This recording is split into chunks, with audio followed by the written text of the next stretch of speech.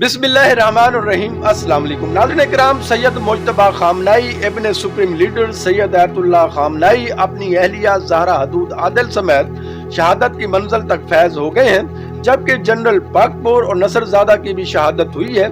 City council के रुकन के मुताबिक इमाम खामनाई के दामाद और बहू को भी शहीद कर दिया गया है। ईरानी उलमा रहबर मुअज़्ज़म की शहादत के बाद अमरीकी हमले के बाद आलमी फतवा जहाज जारी करने के फैसले पर मुशावरत कर रही है। नाजरीन, इस वक्त की सबसे बड़ी खबर, ईरान ने दुनिया के सबसे बड़े इसराइल के डीसैलिनेशन प्लांट पर हमला किया है। ये ब्रेकिंग न्यूज है इस वक्त की। ईरानी मिसाइल बगैर धमाका किए जनूबी शाम के शहर अनखल में गिर गया, जिसे आप देख सकते हैं। तारीख के हर नाजुक मोड़ पर अल्फाज गोलियों से ज्यादा असर रखते हैं और अलामतें तोपों से ज्यादा गूंजती हैं। ईरानी supreme leader Sayyid Ali Khamenei के ऑफिशियल एक्स अकाउंट से जारी होने वाला ताज़ा पैगाम इसी गूंज की एक मिसाल है। पैगाम का आगाज हजरत अली अलैहिस्सलाम के नाम से किया गया। ये महज तमहीद नहीं, ये एक निस्बत है, एक फिक्री तसलसल है, एक तारीखी हवाला है। जारी करदा तस्वीर में फातिह खैबर हजरत अली मुर्तजा अलैहिस्सलाम की जुल्फकार को आसमान से उतरते देखा गया। जुल्फकार जो सिर्फ एक तलवार नहीं बल्कि अदल, इस्तकामत और मुज़ाहमत की अलामत है। तस्वीर में इस जुल्फकार को जदीद मिसाइलों की अलामती शक्ल में पेश किया गया है। गोया ये पैगाम है कि जमाना बदलता है, हथियार बदलते हैं, मगर नजरिया नहीं बदलता। ये ऐलान महज अस्करी नहीं, ये नजरियाती है। ये मार्का जमीन का कम बयानिए का ज्यादा है। ये मुकाबला सरहदों का नहीं, अज़्म का है।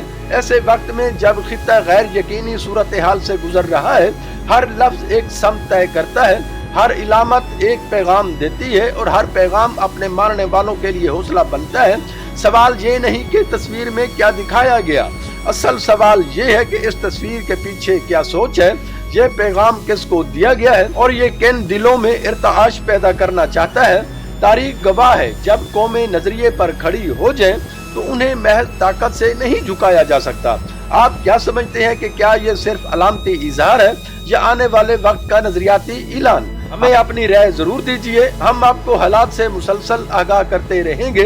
दोस्तों, मशरिक वुस्ता इस वक्त आग के दहाने पर खड़ा है। गुज़श्ता 12 घंटों से इसराइल पर ईरान के मुसलसल हमलों की इतलात सामने आ रही है। हाथ गुजरने के बाद एक नई वीडियो सामने आई, जिसके तहत मिसाइल और ड्रोन का सिलसिला जो है इसराइल पर दोबारा शुरू कर दिया गया है। तल अबीब, यरूशलेम और हैफा के इतराफ धमाकों की आवाजें सुनी गयी। सोशल मीडिया पर गर्दिश करती वीडियोस में आसमान को चीरते मिसाइल और फिजा में रोशन होते दफाई निजाम दिखाई दे रही हैं। कुछ इमारतों को नुकसान पहुंचने की खबरें भी हैं, जबकि रेस्क्यू टीमें मलबा हटाने और जख्मियों को निकालने में मसरूफ देखी जा सकती हैं। लेकिन सवाल ये है, असल नुकसान कितना हुआ? नाज़रीन किराम, अमेरिका और इसराइल का मौक़िफ़ ये है कि ज्यादातर मिसाइल रोक लिए गए या खुले इलाकों में जा गिरे। दूसरी तरफ ईरान के हामी हल्के दावा कर रही है कि हसास तनसीबात को निशाना बनाया गया। सच क्या है, इस वक्त दोनों जानिब से जारी बयानात को आजादाना तस्दीक की जरूरत है।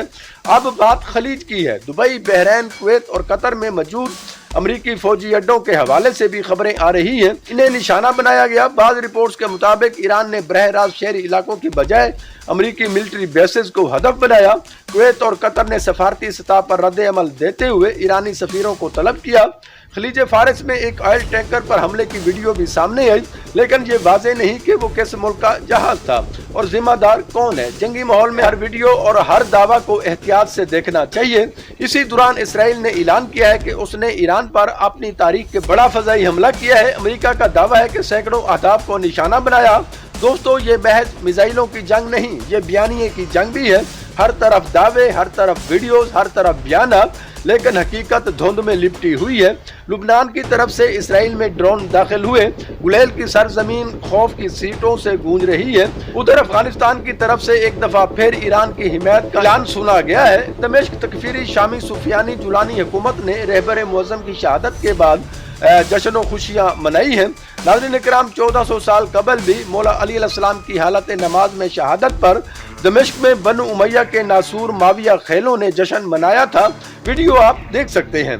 ईरान और अमेरिका के दरमियान जारी लड़ाई में एक बड़ी खबर सामने आई है कि सैटेलाइट से मिलने वाली तस्वीरों में कतर में मौजूद अमेरिका के इंतहाई कीमती और जदीद रडार सिस्टम की तबाही देखी जा सकती है।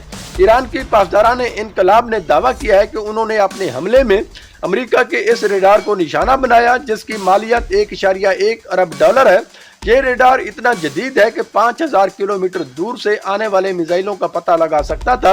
ایران کا کہنا ہے کہ یہ کارروائی آپریشن وعدہ صادق 4 کا حصہ ہے جو امریکہ اور اسرائیل کی جانب سے ایرانی ٹھکانوں پر کیے گئے حملوں کا جواب ہے۔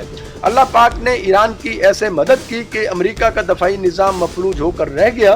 مشرق وسطی امریکی اڈے شدید تباہ ہوئے، عرب کی چیخیں نکلنا شروع ہو گئیں، جبکہ اب تازہ اطلاعات یہ ہے کہ 70 کے قریب میزائل اسرائیل کی طرف داغے گئے ہیں۔ امریکہ نے اٹلی کے ذریعے ایرانی وزارت خارجہ کو سیز فائر کا پیغام بھی بھیجا ہے۔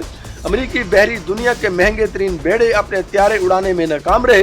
یہ سب روس اور چین کی مدد سے ممکن ہوا۔ سیٹلائٹ جم کر دیا گیا، ورنہ عرب تو ایران کی پیٹھ پیچھے چھرا گھونپنے ہی والے تھے۔ ایک مرد مجاہد سید اولاد علی علیہ السلام سید علی خامنئی ڈٹا رہا، آنکھوں میں آنکھیں ڈال کر بات کرتا رہا، یہود و نصارہ کے سامنے چٹان بن کر کھڑا رہا اور آخرکار جام شہادت ڈٹے ہوئے ہی نوش فرما گیا۔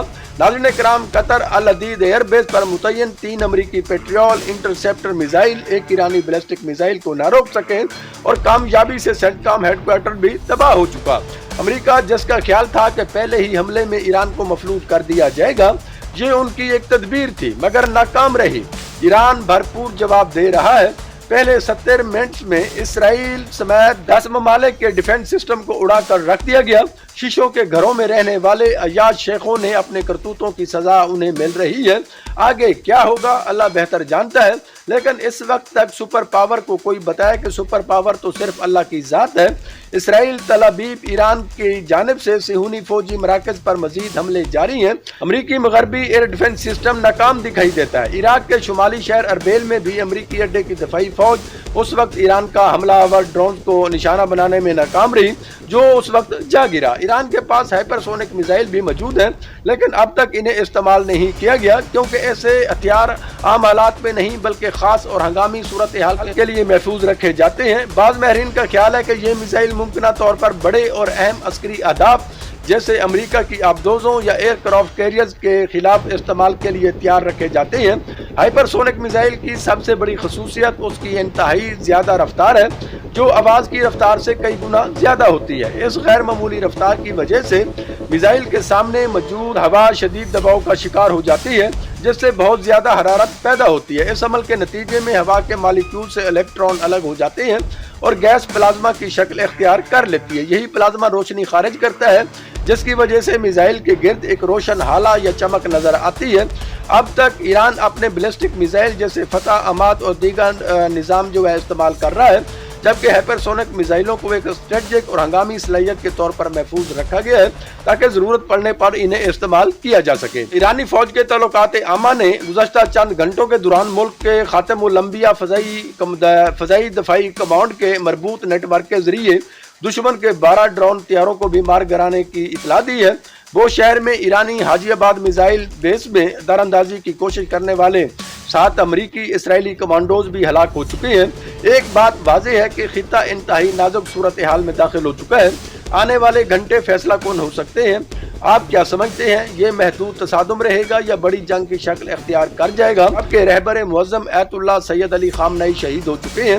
اپنی رائے کمنٹس میں ضرور دیں، ویڈیو کو شیئر کریں تاکہ سچ سب تک پہنچے اور چینل کو سبسکرائب کرنا نہ بھولیں۔ خدا حافظ۔